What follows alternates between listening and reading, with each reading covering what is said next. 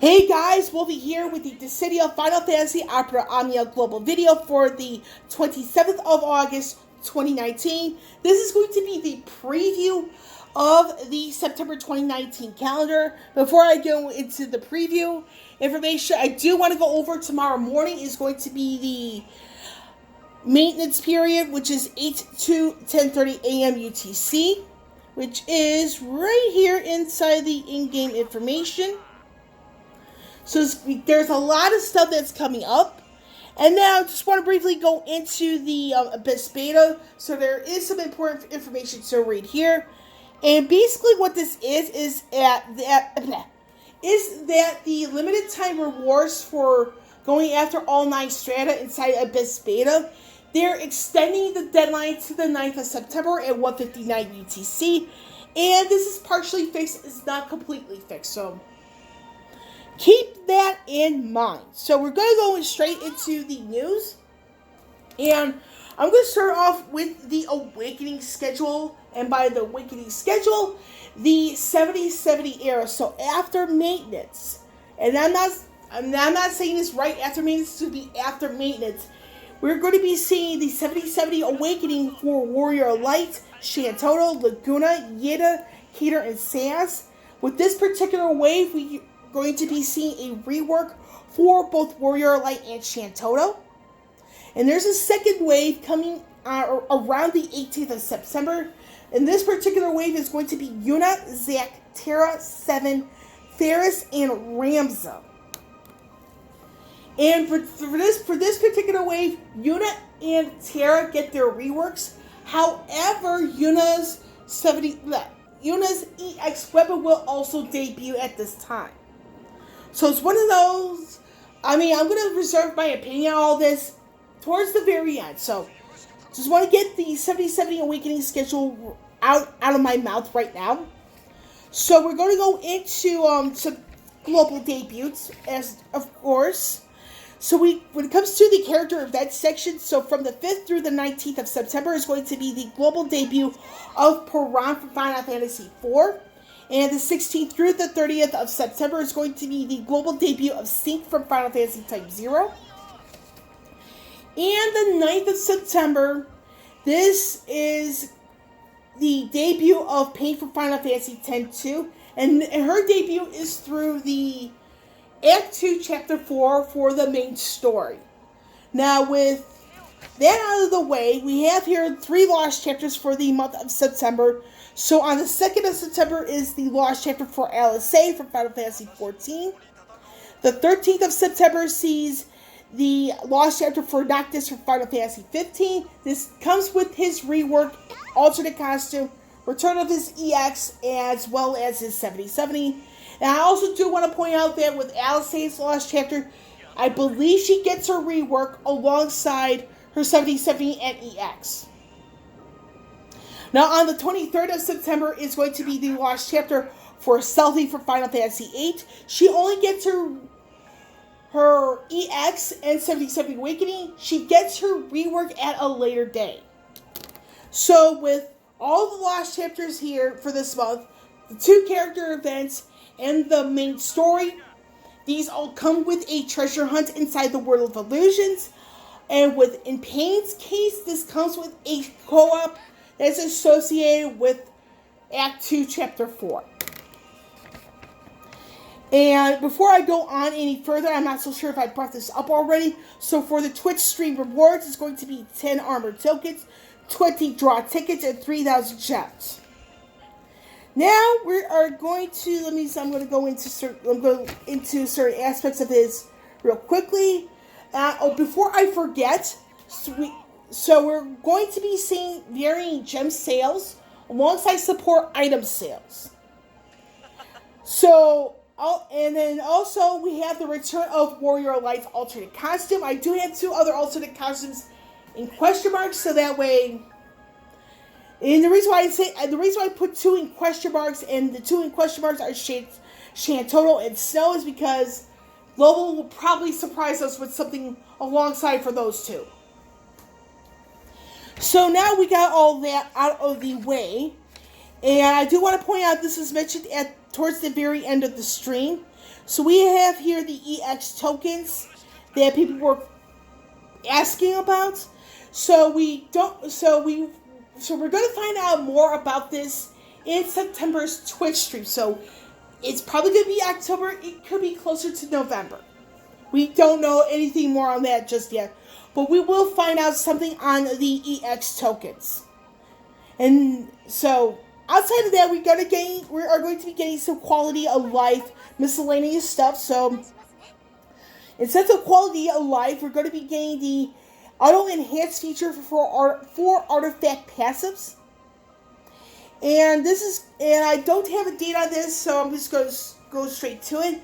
So the first speed rewards are going to be reset for co-op, alongside the double cycle quest rewards, and we're going to be seeing for the first time on Global the level 70 cycle quest, always a good thing. Now in late September, because there's no date on it just yet, we're going to be seeing some changes in the World of Illusions. More specifically, we have the Radiant Artifact Treasures and the Radiant Artifact Aspect are going to be revamped. Meaning that you have one for 3 colors and you have another batch for the other 3. And now, when it comes to the existing Idol family drops, artifact tokens are going to be taking their place. Because instead of trying to farm for whoever you want, and you're using so many stamina points potions that way, the artifact tokens are going to take over the random things, so you use the tokens on who you want. And I believe this is going to be a permanent feature, and this is always a good thing. So, there is and the date I have here is to be determined, because in the strain they said near future. So there's going to be a collaboration of the game and Twitter. We don't know more details, so guys, stay tuned for when the info shows up. We have here gems, tier 4 and tier 5 shards, and stamina points potions as rewards. And I do want to point out with the tier 5, these are for the 70 awakenings. You do need around 275 of the tier 5 to get them to 70. And you need 325 of tier 4. So it's one of those you're going to be constantly farming your tail off. So, this is a bit of a last but not least before I get into the my personal thoughts on all this. So we have here the Atlas raid has finally come to global. There are global, but I wasn't global, but there are group missions and there are personal missions.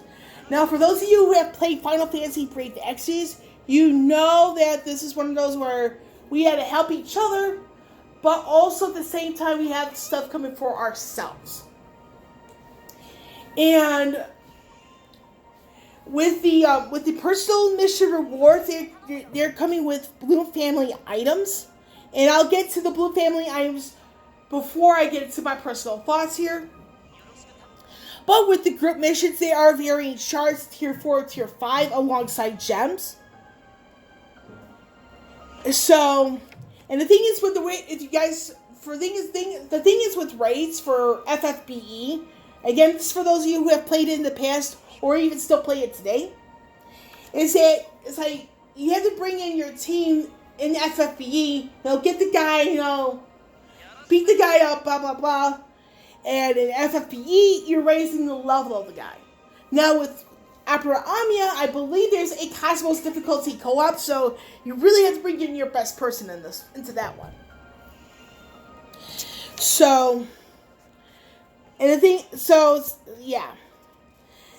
with the Bloom family items here, I do have my notes here, thank goodness. So you have here this thing called a Bloom Stone. So what do you need to get a Bloom Stone? You need this item called a Bloom Token. So one Bloom Token equals 1 Bloom Stone for a unit of your choice. Now the way you develop these is not through ordinary means. Is that you need, in order to really develop the Bloom Stone, you need Bloom Fragments. And for each level you want to amplify it, you need 20 Bloom Fragments per level.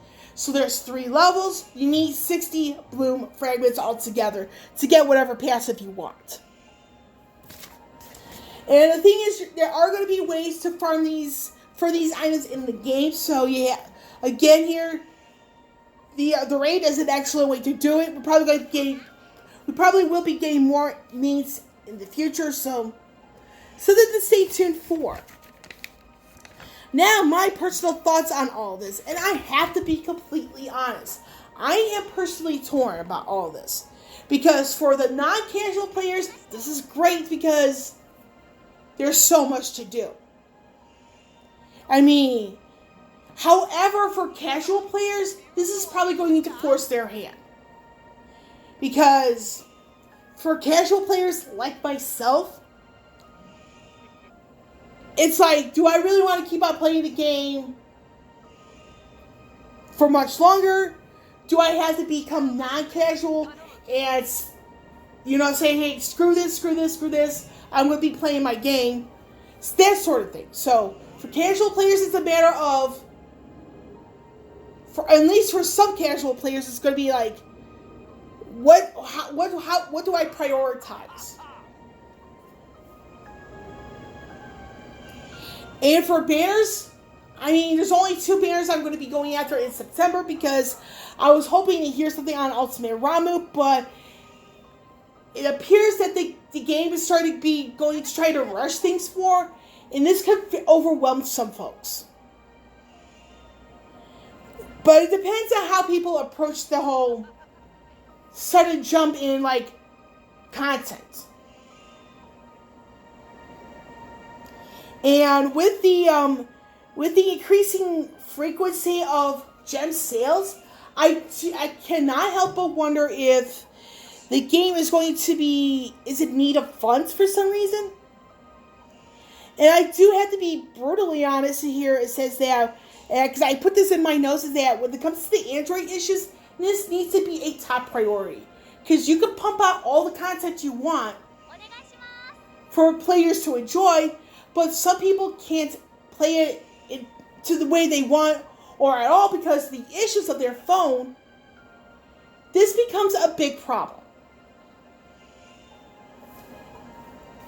And the reason why I say that fixing the Android issues has to become a bigger priority is that I've played Final Fantasy Record Keeper in the past, and the way they handled the whole Android issue, I don't play it anymore. It's been a little bit more than 2 years since I've played Record Keeper, and I don't want to repeat that here. And the thing is, a concern of mine is that the first 2 waves of the 7070 Awakenings is less than a month apart from each other. I just hope that we have plentiful ways to farm for certain resources. But it's a bit of a wait and see because even if there is plentiful ways, it comes down to who one wants to work on more. And I will be completely honest here, though, even with all my concerns, this is actually a pretty good thing to have so much content in the first place. Gets more people to play, but it's a matter of prioritizing what needs to be addressed, being a bit more forthcoming with certain information. And by that, with the increasing amount of gem sales, that sort of thing. So it's a bit of it's not a bad idea for Global trying to catch up with JP, but it's the approach that's going on right now on Global and with the ongoing Android issues. And for a final conclusion here, this could probably force hands of varying players, especially those who are casual. And the fact that it took the game as long as it did to address varying Android issues, this may not sit so well for some. But it is what it is for the value of the game. And whatever comes along with it. And that's where I'm going to end this video. With Wolvie here signing off, I will catch you all on the flip side.